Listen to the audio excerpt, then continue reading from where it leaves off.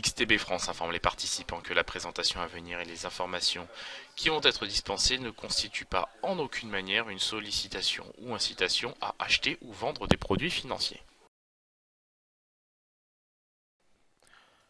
Nous commençons tout de suite avec le calendrier économique de ce vendredi 26 octobre et nous le voyons à l'écran, nous prendrons connaissance à 14h30 du PIB américain, la première estimation du produit intérieur brut américain au titre du troisième trimestre. Alors statistique évidemment attendue ce jour à 14h30.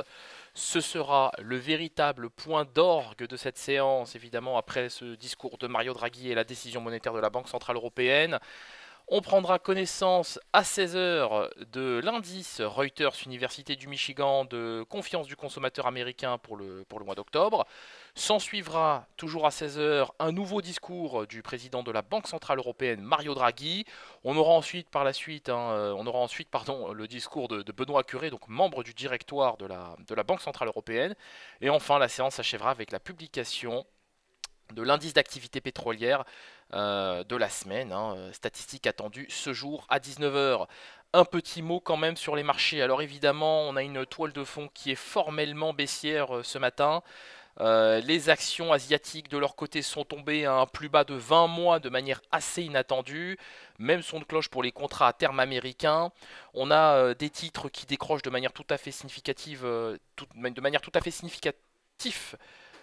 ce matin à Paris, j'en veux pour preuve Valeo qui décroche de quasiment 18% au moment où je vous parle. Donc évidemment, la publication des résultats de ce titre a fortement déçu la communauté des investisseurs. C'est la raison pour laquelle le titre est fortement pénalisé ce matin. Maintenant, dans le même temps, on a des titres comme Altran qui progressent eux aussi de leur côté de manière tout à fait significative. Donc il y a un véritable risque asymétrique sur les marchés. On commence tout de suite avec l'analyse de la paire euro-dollar, puisque voilà, on est venu chercher hier le niveau des 1,1350 au plus bas de la séance. Donc le discours de Mario Draghi et de la Banque Centrale Européenne plus généralement, qui ont fait état d'une nette dégradation des perspectives de croissance en zone euro.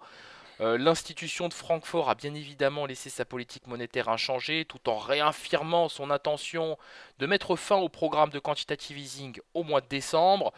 Donc évidemment, cette détérioration s'explique, je cite, par un faisceau d'incertitudes qui fragilise les banques et les entreprises de la zone euro.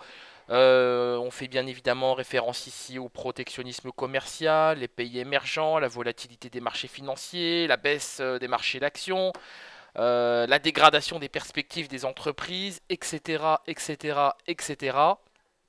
Ni une ni deux, l'euro a corrigé pour aller chercher le niveau des 1,1350. Ce qui est intéressant, c'est qu'on a réussi à préserver ce niveau de support. Je m'attends, pour tout vous dire, à une cassure de ce niveau. Et ensuite, un ralliement des cotations sur le seuil des 1,13 $ pour 1 euro. Évidemment, on va avoir besoin de catalyseur et ce catalyseur est tout désigné, c'est bien évidemment le produit intérieur brut du troisième trimestre en première estimation aux États-Unis. Statistique, je le rappelle, attendue aujourd'hui à 14h30. En cas de bonne statistique, il se pourrait bien que l'euro-dollar retrouve le niveau des 1,13 $ pour 1 euro. On continue avec le DAX 30 et ce DAX 30 qui, une fois de plus, a ouvert en gap baissier de manière tout à fait inattendue. La clôture d'hier était tout à fait satisfaisante puisque on est venu chercher hier le niveau des 11 330, 11 350 points. On a flirté avec ces niveaux de prix, c'était très encourageant. Alors on le voit, c'est une zone de résistance, mais les prix avaient réussi à s'affranchir de cette moyenne mobile à 100 périodes. Donc signal une fois de plus très encourageant. Et là, ce matin, on a été un petit peu surpris par les actions asiatiques qui, je le rappelle, sont tombées à un plus bas de 20 mois. Sans grande surprise, eh bien, on a un DAX 30 qui, au moment où je vous parle, revient tester la zone des 11 100 points. En cas de cassure de ce seuil symbolique, ce sera le niveau des 11 045 points qui sera en ligne de mire. Maintenant, si on arrive à préserver ce niveau, je tablerai tout simplement sur un comblement de ce gap baissier ouvert ce matin à l'ouverture des cotations. On continue avec le gold et forcément le gold profite de cette situation malgré le renforcement du dollar. On peut le noter, on a un gold qui se montre très résilient au-dessus des 1333 dollars l'once. Alors évidemment c'est quand même assez encourageant.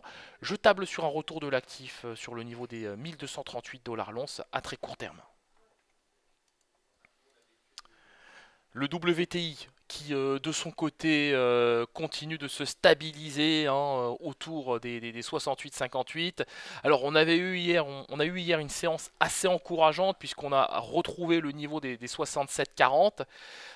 Évidemment, la baisse de la semaine sur le WTI s'explique par l'engagement de l'Arabie Saoudite à combler le fameux manque à produire en provenance de l'Iran et surtout cette aversion au risque.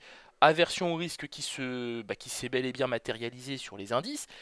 Qui dit aversion au risque dit forcément secteur industriel en repli. Et qu'est-ce que consomme le secteur industriel? Du pétrole, forcément. Et donc, l'ensemble de ces éléments, eh bien, j'ai envie de dire, pénalise les cotations pétrolières. Alors, c'est la même chose sur le Brent, évidemment. 66,60. À très court terme, c'est compliqué d'être acheteur de l'actif. Je viserai tout simplement pour l'heure un retour sur le seuil des 66,2 dollars le baril. Nous poursuivons cette analyse avec l'indice S&P 500 qui lui aussi perd du terrain.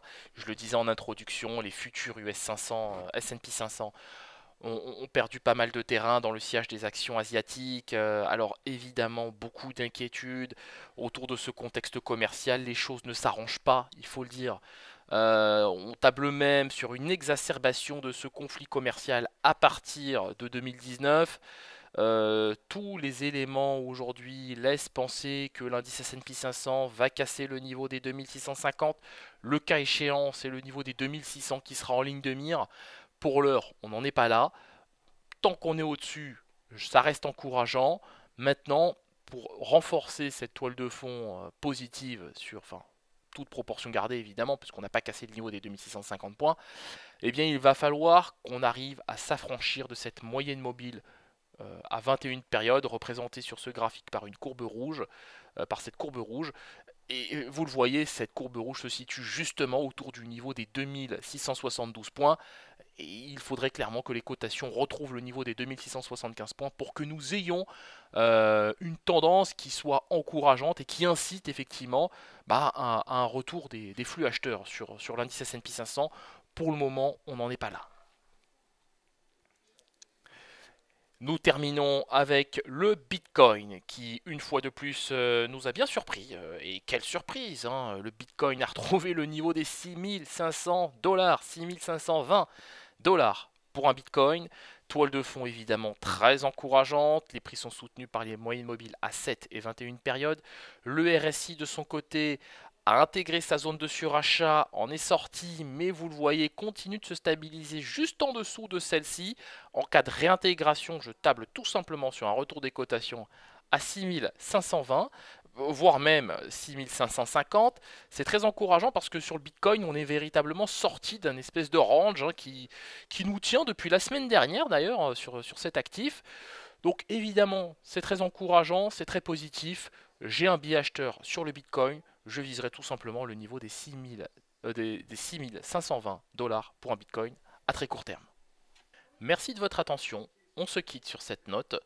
Je vous souhaite une excellente séance et bien évidemment une excellente journée.